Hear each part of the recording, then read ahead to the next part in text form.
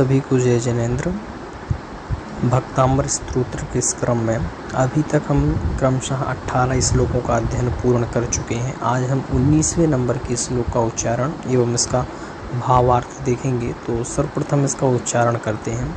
किम सर्वरीषु शशिना निवेवस्वताम युष्मन्मुखेन्दुदलितेषु तमः सुनाथ निष्पन्नशालिवनशालिनि जीवलोके कार्यं कियच्चलधरैर्छलभारनम्रैः। तो देखिए क्या कह रहे हैं। किम यानी क्या, सर्वरीषु, सर्वरीषु ये सर्वरीषु मतलब रात में, सप्तमी विभक्ति का प्रयोग किया गया। तो किम यानी क्या, सर्वरीषु यानी रात में। शशिना, शशिना ये शशि का मतलब होता है चंद्रमा, तो शशिना मतलब चंद्रमा से अथवा चंद्रमा के द्वारा। तो क्या कहा, किम यानी क्या, सर्वरीषु यानी रात्रि में, शशिना यानी चंद्रमा के द्वारा, अथवा अहिन, अहिन का मतलब होता है दिन अथवा प्रातः काल जिसे कहते हैं। तो इसे प्रातः काल में विवस्वतावा अथवा विवस्वता, विवस्वता का मतलब होता है सूर्य। तो कहा सूर्य से क्या लाभ है ना, कि मतलब क्या लाभ है, क्या प्रयोजन है। सर्वरीषु यानी रात्रि में, शशिना चंद्रमा से, और अहिन प्रातः काल में विवस्वता यानी सूर्य से। तो कह रहे हैं रात्रि के समय में चंद्रमा से क्या लाभ और प्रातः काल में सूर्य से क्या लाभ भगवान। जब युष्मन मुखेन्दुदलितेषु, जब युष्मन मतलब आपके, मुखेन्दु यानी मुख रूपी इंदु, मतलब आपका जो मुख है इंदु के समान, इंदु का मतलब चंद्रमा के समान है। तो युष्मन मुखेन्दुदलितेषु आपके मुख चंद्रमा के द्वारा, मुख रूपी चंद्रमा के द्वारा क्या हो गया है, दलितेषु जब हर लिया गया है, तमहासु यानी क्या, अंधकार। तो कह रहे हैं भगवान जब आपके चंद्रमा रूपी मुख से किसको, अंधकार को हर लिया गया है। तम का मतलब होता है अंधकार। हे नाथ, जब आपके मुख रूपी चंद्रमा से अंधकार हर लिया गया है तब, अब पहली पंक्ति का क्या अर्थ बैठेगा, किम क्या लाभ है, सर्वरीषु यानी रात्रि में चंद्रमा का और प्रातः काल में सूर्य के, इनका क्या काम होता है, यही तो काम है प्रकाशित करना।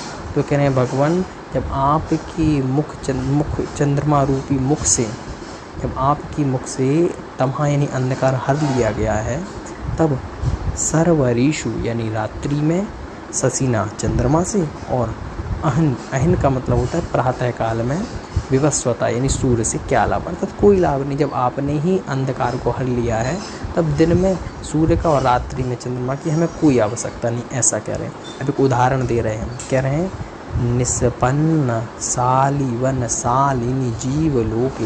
ये नाथ शब्द जो लिखा हुआ है इसको संबोधन के रूप में लीजिएगा। द्वितीय पंक्ति में नाथ मतलब हे नाथ, ऐसा है ना। आप कह रहे हैं निष्पन्न, निष्पन्न का मतलब होता है जो तैयार हो गया हो, तो पके हुए। शालिवन, शालिवन का मतलब होता है यानी फसलों का खेत अथवा धान से जो लदा हुआ खेत है, ऐसा कि निष्पन्न शालिवन, अथवा निष्पन्न का मतलब पके हुए, शालिवन का मतलब धान के खेतों में, खेतों से। शालिनी, शालिनी का मतलब शोभायमान, पके हुए धान के खेतों से शालिनी यानी शोभायमान। जीवलोके यानी इस संसार में। कार्यम कियत, कियत का मतलब क्या काम रह गया अथवा कितना काम रह गया। कियत कार्यम क्या काम रह गया।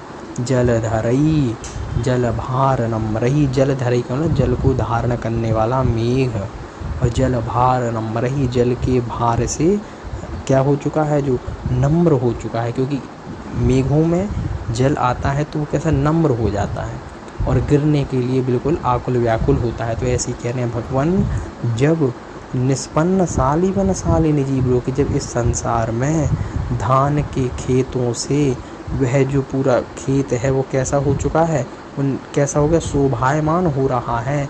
तब अब जब वो शोभायमान हो ही रहा है, वह पक ही चुका है, तब इस जल से भरे हुए, जल के भार से नम्र इस मेघ की क्या आवश्यकता। तो कितना अच्छा उदाहरण है। कह रहे हैं भगवान जब धान के खेत शोभायमान हो रहे हैं, पक चुके हैं, फिर उस मेघों का क्या काम। उसी प्रकार से जब इस संपूर्ण अंधकार को हर लिया तो फिर दिन में सूर्य का और रात्रि में चंद्रमा की क्या आवश्यकता। तो इस प्रकार से इसका ये पूर्ण अर्थ हुआ। इसका विच्छेद देख लीजिए अंतिम पंक्ति का, कार्यम कियत यानी क्या काम है, तो क्या प्रयोजन है। जलधरई, जलधरई का जल को धारण करने वाला कौन, मेघ। जलधरई मेघई यानी मेघों की बात कर रहे हैं। और जल भार नम्रई, जल के भार से नम्र, ये भी मेघों के लिए ही है ना। तो क्या कहा, जलधरई जल भार नम्रई मेघई कार्यम कियत, क्या प्रयोजन रह गया।